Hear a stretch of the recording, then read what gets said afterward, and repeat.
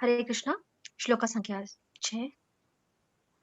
कर्मेन्द्रियाणि संयम्य य आस्ते मनसा स्मरन् इन्द्रियार्थान् विमूढात्मा मिथ्याचारः स उच्यते।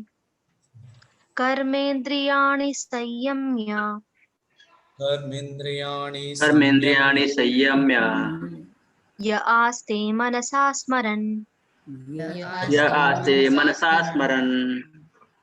इन्द्रियार्थान् विमूढात्मा इन्द्रियार्थान् विमूढात्मा मिथ्याचारः स उच्यते।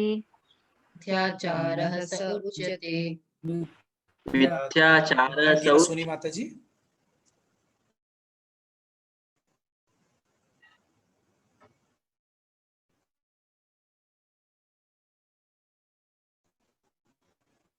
गीता सुनी माता जी। सभी को सादर प्रणाम।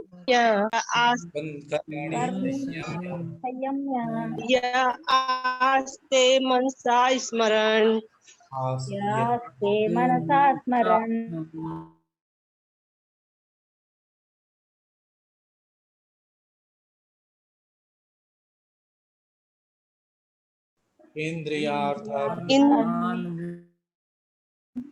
मिथ्याचारः स उच्यते। मिथ्याचारः च स उच्यते। हरि बोल माता। हरि सुनीता बोल। हरि बोल माता। सुनीता कौशिक माता जी। सुनीता कौशिक माता जी। गोदावरी माता जी। प्रशांत प्रभु जी। जी प्रभु, हरे कृष्णा। सभी को दंडवत प्रणाम। कर्म इंद्रियाणि संयम कर्मेन्द्रियाणि संयम्य यास्ते मनसा स्मरन् यास्ते मनसा स्मरन् इंद्रियान् अर्थान् विमूढात्मा इंद्रियार्थं मूढात्मा मिथ्याचार स उच्यते। मिथ्याचारः स उच्यते। हरे कृष्ण प्रभु जी। माता जी पढ़िएगा। कर्मेन्द्रियाणि संयम कर्मेन्द्रियाणि संयम्य य आस्ते मनसा स्मरण आस्ते मनसा स्मरन् इंद्रियाणि विमूढात्मा इंद्रियार्थान् विमूढात्मा मिथ्याचारः स उच्यते। मिथ्याचारः स उच्यते। हरे कृष्णा। श्वेता माता जी। हाँ, हरि। कर्मेन्द्रियाणि संयम्य कर्मेन्द्रियाणि संयम्य य आस्ते मनसा स्मरन् इंद्रियार्थान् मूढात्मा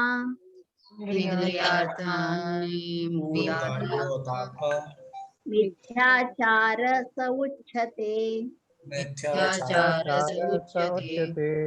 हरे कृष्णा। सुभद्रा सोनी माता जी। अनीता जायसवाल। हरे कृष्णा। अनीता जायसवाल, सुभद्रा सोनी माता जी, सोनिका माता जी, बलजीत माता जी। हरे कृष्णा प्रभु जी। जी माता जी पढ़िए। हरे कृष्णा प्रभु जी।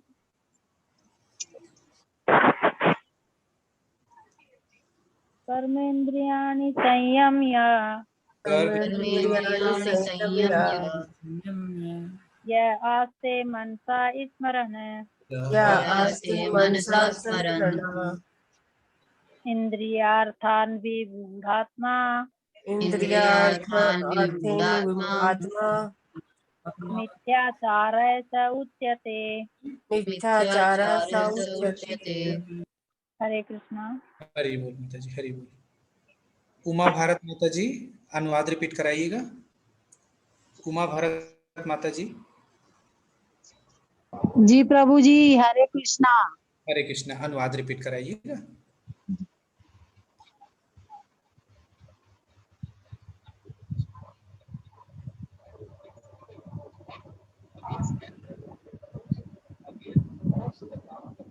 प्रभु जी स्क्रीन में नहीं आ रहा है। हाँ आ रहा है माता जी, बस थोड़ा सा नीचे करेंगे आ रहा है। ये देखिए, अब देखिए तो आ गया। हाँ जी प्रभु जी। जो कर्मेंद्रियों को जो कर्मेंद्रियों को वश में करता तो है वश में तो करता करता है, किंतु जिसका मन किंतु जिसका मन इंद्रिया विषयों का इंद्रिय विषयों का चिंतन करता रहता है चिंतन करता रहता है वह वह निश्चित रूप से स्वयं को धोखा देता है और मिथ्याचारी कहलाता है। हरे कृष्णा प्रभु जी, हरे कृष्णा। हरे कृष्णा। जमुना देवी माता जी तात्पर्य पढ़िएगा। राम कुमार प्रभु जी, जमुना देवी माता जी, राम कुमार प्रभु जी हैं क्या? जी प्रभु जी पढ़ रहे हैं। हाँ, तात्पर्य शिला प्रभुपाद महाराज। जय शिला प्रभुपाद। जय श्री कृष्ण। ऐसे अनेक मिथ्याचारी व्यक्ति होते हैं जो कृष्ण भावना अमृत में कार्य को नहीं करते हैं किंतु ज्ञान का दिखावा करते हैं, जबकि वास्तव में वे मन में इंद्रिय भोग का चिंतन करते रहते हैं। ऐसे लोग अपने अबोध शिष्यों को बहकाने के लिए सूक्ष्म दर्शन के विषय में भी व्याख्यान दे सकते हैं, किंतु इस श्लोक के अनुसार वे सबसे बड़े धूर्त हैं। इंद्रिय मुक्त के लिए किसी भी आश्रम में रहकर कर्म किया जा सकता है, किंतु यदि उस विशिष्ट पद का उपयोग विधि विधानों के पालन में किया जाए तो व्यक्ति की क्रमशः आत्मशुद्धि हो सकती है, किंतु जो अपने को योगी बताते हुए इंद्रिय तृप्ति के विषयों की खोज में लगा रहता है वह सबसे बड़ा धूर्त है। भले ही वह कभी कभी दर्शन का उपदेश क्यों न दे, उसका ज्ञान व्यर्थ है, क्योंकि ऐसे पापी पुरुष के ज्ञान के सारे फल भगवान की माया द्वारा हर लिए जाते हैं। ऐसे धूर्त का चित्त सदैव अशुद्ध रहता है, अतएव उसके यौगिक ध्यान का कोई अर्थ नहीं होता। जय श्री कृष्ण। हरे कृष्ण प्रभु जी। हरे कृष्णा। आप बोलिएगा कुछ, प्रभु जी बोलेंगे कुछ?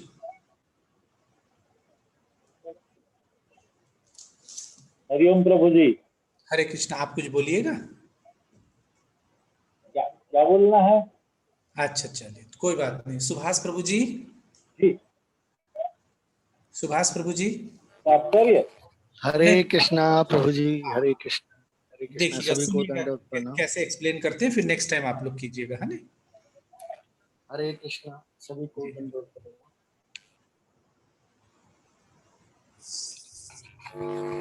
प्रभु जी, ये जो कर्मेंद्रियाणि संयम, ये कर्मों के बारे में जो है पीछे 2-3 श्लोक गए, इसमें भी भगवान ने अर्जुन को बताया है कर्म के बारे में। यहाँ कर्मेंद्राणी पद का अभिप्राय प्राय कर्मेंद्रियों वाक, हस्त, पाद, उपस्थ और बुधा से ही नहीं है। अप्रत्युत इसके साथ 5 ज्ञानेंद्रियों श्रोत्र, त्वचा, नेत्र, रसना और घ्राण से भी है, क्योंकि ज्ञानेंद्रियों के बिना केवल कर्मेंद्रियों से कर्म नहीं हो सकते। इसके सिवाय केवल हाथ, पैर आदि कर्मेंद्रियों को रोकने से तथा आँख, कान आदि ज्ञानेंद्रियों को न रोकने से पूरा मिथ्याचार भी सिद्ध नहीं होता। गीता में कर्मेंद्रियों के अंतर्गत ही ज्ञानेंद्रियां मानी गई है, इसीलिए गीता में कर्मेंद्रिय शब्द तो आता है पर ज्ञानेंद्रिय शब्द कहीं नहीं आता। 5वें अध्याय के 8वें 9वें श्लोकों में देखना, सुनना, स्पर्श करना आदि ज्ञानेंद्रियों की क्रियाओं को भी कर्मेंद्रियों की क्रियाओं के साथ सम्मिलित किया गया है। इससे सिद्ध होता है कि गीता ज्ञानेंद्रियों से को भी कर्मेंद्रियों ही मानती है। तात्पर्य यह है कि मात्र प्रकृति क्रियाशील होने से प्रकृति का कार्य मात्र क्रियाशील है। यद्यपि संयम पद का अर्थ होता है इंद्रियों का अच्छी तरह से नियमन अर्थात उन्हें वश में करना, तथापि यहाँ इस पद का अर्थ इंद्रियों को वश में करना न होकर उन्हें हठपूर्वक बाहर से रोकना ही है। कारण कि इंद्रियों के वश में होने पर उसे मिथ्याचार कहना नहीं बनता। मूढ़ बुद्धि वाला सत असत के विवेक से रहित मनुष्य बाहर से तो इंद्रियों की क्रियाओं को हठपूर्वक रोक देता है, पर मन से उन इंद्रियों के विषयों का चिंतन करता रहता है और ऐसी स्थिति को क्रिया रहित मान लेता है। इसीलिए वह मिथ्याचारी अर्थात मिथ्या आचरण करने वाला कहा जाता है। यद्यपि उसने इंद्रियों के विषयों को बाहर से त्याग दिया है और ऐसा समझता है कि मैं कर्म नहीं करता हूँ, तथापि ऐसी अवस्था से भी वह वस्तुतः कर्म रहित नहीं हुआ है। कारण कि बाहर से क्रियाशील दिखने पर भी अहंता, ममता और कामना के कारण राग पूर्वक विषय चिंतन के रूप में विषय भोग रूप कर्म तो हो ही रहा है। सांसारिक भोगों को बाहर से भी भोगा जा सकता है और मन से भी। बाहर से राग पूर्वक भोगों को भोगने से अंतःकरण में भोगों के जैसे संस्कार पड़ते हैं, वैसे ही संस्कार मन के भोगों को भोगने से अर्थात राग पूर्वक भोगों का चिंतन करने से भी पड़ते हैं। बाहर से भोगों का त्याग तो मनुष्य विचार से, लोक लिहाज से और व्यवहार में गड़बड़ी आने के भय से भी कर सकता है, पर मन से भोग भोगने में बाहर से कोई बाधा नहीं आती। अतः वह मन से भोगों को भोगता रहता है और मिथ्या अभिमान करता है कि मैं भोगों का त्यागी हूँ। मन से भोग भोगने से विशेष हानि होती है, क्योंकि इसके सेवन का विशेष अवसर मिलता है। अतः साधक को चाहिए कि जैसे वह बाहर से भोगों से अपने को बचाता है, उनका त्याग करता है, ऐसे ही मन के भोगों के चिंतन का भी विशेष सावधानी से त्याग करे। अर्जुन भी कर्मों का स्वरूप से त्याग करना चाहते हैं और भगवान से पूछते हैं कि आप मुझे घोर कर्म में क्यों लगाते हैं। इसके उत्तर में वहां भगवान कहते हैं कि जो मनुष्य अहंता, ममता, आसक्ति, कामना आदि रखते हुए केवल बाहर से कर्म का त्याग करके अपने को क्रिया रहित मानता है, उसका आचरण मिथ्या है। तात्पर्य यह है कि साधक को कर्मों का स्वरूप से त्याग न करके उन्हें कामना आसक्ति से रहित होकर के तत्परता पूर्वक करते रहना चाहिए। सांसारिक भोगों को बाहर से ही भी भोगा जा सकता है और मन से भी। बाहर से भोग भोगना और मन से उनके चिंतन का रस या सुख लेना, दोनों में कोई फर्क नहीं है। बाहर से राग पूर्वक भोग भोगने से जैसा संस्कार पड़ता है, वैसा ही संस्कार भोग भोगने से अर्थात मन से भोगों के चिंतन में रस लेने से पड़ता है। भोग की याद आने पर उसकी याद में से रस लेते हैं तो कई वर्ष बीतने पर भी वह भोग ज्यों का त्यों ताजा बना रहता है। अतः भोग के चिंतन से भी एक नया भोग बनता है। इतना ही नहीं, मन से भोगों के चिंतन का सुख लेने से विशेष हानि होती है। कारण कि लोक लिहाज से, व्यवहार में गड़बड़ी आने से, भय से मनुष्य बाहर से तो भोगों का त्याग कर सकता है, पर मन से भोगने में बाहर से कोई बाधा नहीं आती। अतः मन से भोग भोगने का विशेष अवसर मिलता है। इसीलिए मन से भोगना साधक के लिए बहुत नुकसान करने वाली बात है। वास्तव में मन से भोगों का त्याग ही वास्तविक त्याग है। यहाँ पर भगवान कहते हैं कि जितना हो सके मेरा चिंतन करते रहना चाहिए। और जैसे शिला प्रभुपाद जी बताते हैं कि मनुष्य को हर समय अब उठते बैठते चलते फिरते जहाँ भी कोई भी हो प्रभु का ध्यान करना चाहिए। और हरे कृष्णा कृष्ण कृष्ण हरे हरे, हरे राम राम राम हरे हरे, इस मंत्र का, महामंत्र का जप करते रहना चाहिए। यही हमारे कर्मेंद्रिय जो बुराइयां हैं उनको दूर करता रहता है। हरे कृष्णा हरे हरि। बहुत सुंदर प्रभु जी, बहुत सुंदर। शॉर्ट में आपने सारी बातों को रखी। हरे कृष्णा हरि बोल। हरे कृष्णा राम कुमार प्रभु जी। हरे कृष्ण प्रभु जी। जी कुछ बोलेंगे आप इस थोड़ा से? हाँ जी बोलने का प्रयास करता हूँ प्रभु जी। सभी को दंडवत प्रणाम, सभी आत्माओं को। कर्मेन्द्रियाणि संयम्य आस्ते मनसा स्मरन् इंद्रियार्था विभुंडात्मा मिथ्याचार शौच्यते। इसलिए जो मूढ़ बुद्धि पुरुष कर्मेंद्रियों को हठ से रोककर इंद्रिय के भोगों का मन से चिंतन करता है वह मिथ्याचारी अर्थात दंभी कहा जाता है। यहाँ पर ये अद्भुत वचन है। कृष्ण कह रहे हैं कि जो मूढ़ व्यक्ति मूढ़ का ख्याल रखना है, जो नासमझ है, अपनी अज्ञानी पूर्वक इंद्रियों को हठ पूर्वक रोक कर मन में काम के चिंतन को चलाया जाता है, वह ब्रह्म में, पाखंड में, अहंकार में पतित होता है। मूढ़ कहेंगे, कह रहे हैं, ऐसा व्यक्ति मूढ़ है जो इंद्रियों को दमन करता है, सप्रेस करता है, वह मिथ्याचारी कहलाता है।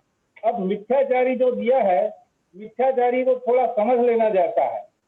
मिथ्याचारी अर्थात जिसका आचार मिथ्या हो, आचरण मिथ्या हो। मिथ्या किसे कहेंगे? मिथ्या उसे कहेंगे जो सच जैसा लगता है लेकिन सच नहीं है,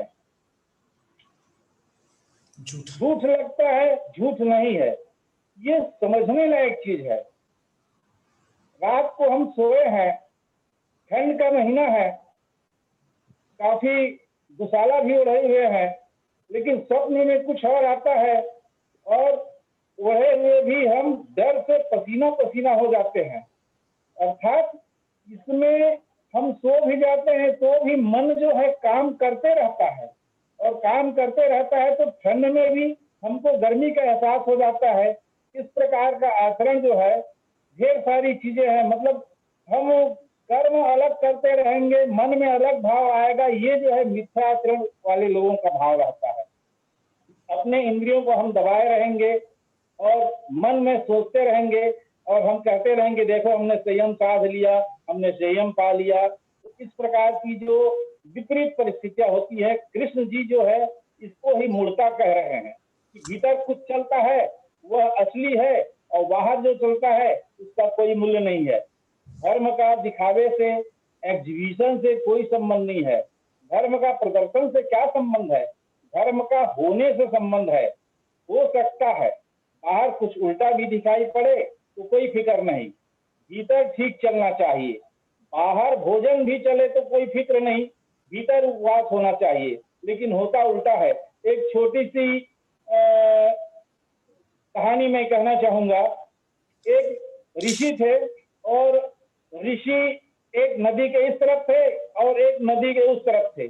इधर जो ऋषि थे नदी के इस तरफ, वे सन्यासी थे लेकिन गृहस्थ सन्यासी थे, और उधर जो थे वो उपवास वाले सन्यासी थे। इधर वाले सन्यासी अपने सहधर्मिणी को कहते हैं कि जाओ नदी के उस पार और अपने उधर जो साधु बैठा है उसको कुछ भी, आज उपवास है तो फलाहार दे के आ जाओ। अब नदी, बारिश का महीना रहता है, नदी में बाढ़ आई रहती है, और नदी में बाढ़ रहती है तो ऋषि पत्नी जो है पूछती है कि नदी में बाढ़ है, मैं उस तरफ निकलूंगी कैसे। तो ऋषि जो है उसको समझाते हैं कि देखो तुम जाओ नदी से प्रार्थना करना कि यदि मैं सही ढंग से पतिव्रता स्त्री हूँ तो हे नदी मेरे को रास्ता दे देना। वो ठीक है कहती है और चली जाती है उधर फलहार लेके। नदी आता है तो नदी के बीच में वो ऐसी प्रार्थना करती है, नदी रास्ता दे देता है, वो उस पार चली जाती है। उस पार जाने के बाद नदी जो है वो ऋषि पत्नी जो है उस ऋषि को फलाहार देती है। ऋषि जो है फलाहार कर लेते हैं और करने के बाद बोलते हैं तुमने अच्छा किया, ठीक है जाओ अब इसको ले जाओ बर्तन। तो वो कहती है नदी में बाढ़ है मैं कैसे करूंगी। तो फिर वो कहते हैं कि जाओ बोलना यदि हमारे ये जो ऋषि को मैंने जो फलाहार दिया ये सच्चे मन से यदि उपवास में है, यदि किसी प्रकार का आहार नहीं लिए हैं तो हे नदी मेरे को रास्ता दे देना। तो वैसी वो बोलती है और आती है और नदी से वैसा बोल करके फिर रास्ता मिल जाता है, यहाँ आती है। यहाँ आने के बाद वो अपने ऋषि से पूछती है कि हे ऋषि मेरी बात में ये समझ में नहीं आया, आप इतने बच्चों के पिता हैं फिर भी आप मैं ऋषि हूँ करके बोलते हैं, और उधर वो ऋषि जो थे वो बोलते हैं कि कुछ खाया नहीं हूँ उपवास में हूँ, तो ये क्या बात है। यहाँ पर बड़े पति की बात कहते हैं ऋषि जो है कि देखो संसार में रह करके हम यहाँ पर केवल संसारिक काम में हैं लेकिन हमारा मन विषयों में नहीं लगा है, इसलिए हम ऋषि हैं। उधर वो ऋषि भी जो थे वो आहार लिए केवल शरीर को पोषण के लिए, लेकिन उनका जीभ में रचना में किसी प्रकार की वासना, जीभ को सृष्टि के लिए उन्होंने आहार नहीं लिया, केवल शरीर को रखने के लिए लिया। तो ये बात है, इसी को मिथ्याचारी जो है इससे ये दूर है ये कहा जाए। इसमें कहने का ये तात्पर्य है जैसे हम जीभ का काम है रस लेना, लेकिन यदि आहार के लिए जैसे ऋषि ने आहार के लिए लिया तो जीभ का रस नहीं लिया। यदि जीभ का रस जो लेता है, जीभ के वशीभूत होकर जो होते हैं मिथ्याचारी लोग, वो लोग मनमाना जीभ के वशीभूत होकर के शरीर में कुपोषण हो चाहे जैसे भी हो, मनमाना ठूसते रहते हैं पेट में, तो वो शरीर का ठीक ढंग से पोषण नहीं होता। तो इसलिए इंद्रियों को वश में करके और आहार और आचरण में भी मिथ्याचार न होना चाहिए, सत्य आचरण करना चाहिए उस ऋषियों की तरह, ऐसा मैं समझा हूँ। हरिओम प्रभु जी। बहुत सुंदर, बिल्कुल सही, बहुत बढ़िया, बहुत बढ़िया, बहुत बहुत धन्यवाद। पहली बार आप बोले और बिल्कुल सटीक जो उदाहरण था आपका वो एकदम सटीक है ना। बहुत सुंदर, बहुत बढ़िया। हरे कृष्णा, हरि बोल। अखिलेश जी प्रभु जी त्रिभुवननाथ जी। मैं वो थोड़ा निवेदन करना चाहूंगा जो जहाँ इंद्रिय संयम और मिथ्याचार का जो आज विषय चल रहा है उस पर मैं भी कुछ नहीं कहना चाह रहा हूँ कि जैसा आपने एक उदाहरण दिया था आपके प्रभु आपके श्रीमुख से, एक माँ और बेटे वाला, कि माँ अपना सभी काम घर का करती रहती है लेकिन अपने बेटे पे ध्यान लगा रहता है कि मेरा बेटा रो तो नहीं रहा है, उसको भूख तो नहीं लगी है, उसको कुछ हो तो नहीं गया है।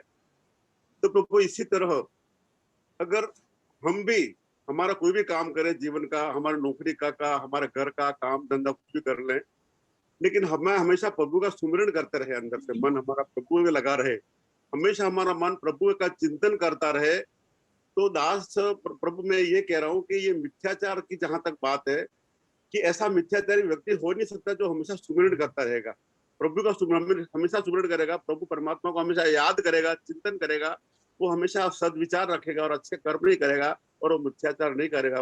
प्रभु। हरे कृष्णा। हरे बहुत सुंदर, बहुत सुंदर, बहुत सुंदर। ये बात क्या निकली मालूम, जैसे मैं मंदिर में पूजा तो कर रहा हूं, लेकिन जो भक्त आ रहे हैं मेरा पूरा ध्यान उनके चढ़ावे पे है, ये मिथ्याचार है। मैं दिखाने के लिए तो पूजा कर रहा हूं, भक्ति कर रहा हूं, भगवान के उसमें लगा हूं, लेकिन मेरा पूरा ध्यान क्या है, वो प्रसाद क्या लाए, भोग कितना वापस करना है, कितना रखना है, उसको कैसे खाना है, उसको किसको देना है। अब देखिए, तो मतलब मैं कर रहा हूं भगवान का काम, लेकिन पूरा ध्यान मेरा किस में है, वो चढ़ावा कितना डाल रहे हैं, बक्से में तो नहीं डाल दे रहे हैं, बाहर तो रखे हैं कि नहीं। तो देखिए, मैं देखने में साधु दिख रहा हूं, लेकिन मेरा पूरा ध्यान किस पे है, मेरे भोग पे है, कि वो पैसा चढ़ावा कहां जा रहा है। ये है ढोंगी बाबा। और एक आदमी जो इस प्रकार के कार्यों में, मैं देखने के लिए भले पूजा नहीं कर रहा हूं, लेकिन मेरा पूरा ध्यान भगवान पे है, तो ये बात इसमें बहुत सुंदर निकल के है। बहुत बढ़िया, बहुत अच्छा, हम लोगों ने इस चीजों को बहुत अच्छे से जाना। हरे कृष्णा। तो इस तरीके से इसमें यह है कि हम आत्म संयम किए हुए हैं और हमारा आचरण उस हिसाब से नहीं है, तो वो गलत है। ये कह रहे हैं कि हमारा आचरण, हम आत्म संयम दिखाने के लिए तो कर रहे हैं कि देखिए मैं गीता पाठ कर रहा हूं, मैं ये है, मैं वो है, और जैसे ही मौका मिला तो चौका मार दिए। ये गलत है, वो मिथ्याचार कहलाता है नहीं। जहां मौका मिला बोले कोई नहीं देख रहा, होटल में बैठे अपना मस्त सड़का दिए। मतलब प्रवचन देते तक बोले कि वो एक साधु थे, वो एक कहानी हम लोगों ने सुना था ना, एक साधु बहुत सुंदर प्रवचन देते थे, बहुत सुंदर प्रवचन देते थे। पूरे गांव के जो माताएं बहनें और प्रभु लोग, वो सारे लोग जुड़ते थे। तो उनकी पत्नी बस नहीं जुड़ती थी, तो पड़ोस में बताया कि आपके पति तो बहुत अच्छा प्रवचन देते, आप क्यों नहीं जुड़ते। बोले मैं घर के, अरे बोले घर का काम छोड़ो, सुनो तो वो कितना सुंदर प्रवचन देते। उस दिन वो आके प्रवचन, बोले ठीक है चलो आप लोग सब, वो जाके प्रवचन करते हैं। तो पंडित जी बहुत सुंदर प्रवचन देते रहते हैं, बोले सातों विचार होना चाहिए, आपका आहार शुद्ध होना चाहिए, तो आहार शुद्ध कैसे होना चाहिए, तो ऐसा होना चाहिए करके सब बताए।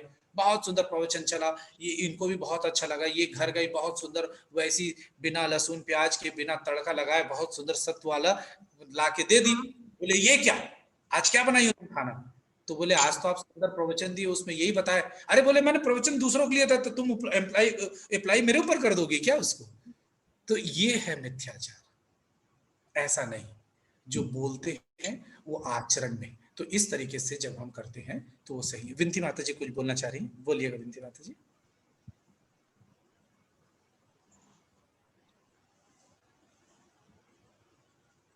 हरे कृष्ण। विनती माता जी आप कुछ बोलना चाह रहे हैं क्या। हरि बोल प्रभु जी। नहीं, हरे कृष्ण। मैं बोलूं प्रभु जी, इस पर बड़ी एक अच्छी कहानी याद आई मेरे को। माता जी बोलिएगा।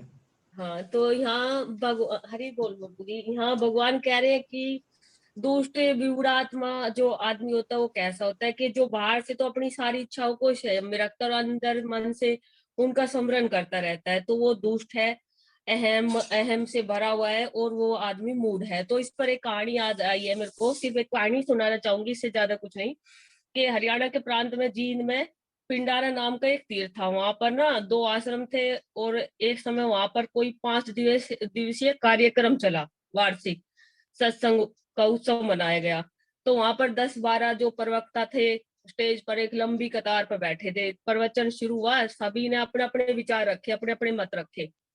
तो वहां सभी अपने अपने विचार रख रहे थे। एक महात्मा जिसकी जानकारी ना जो स्टेज सेक्रेटरी होता है उसने दी कि बड़े पहुंचा हुआ महापुरुष है और विद्वान है और आत्म तत्व में प्रवेश हो चुका है इसका, वह गीता का मर्म ज्ञाता है।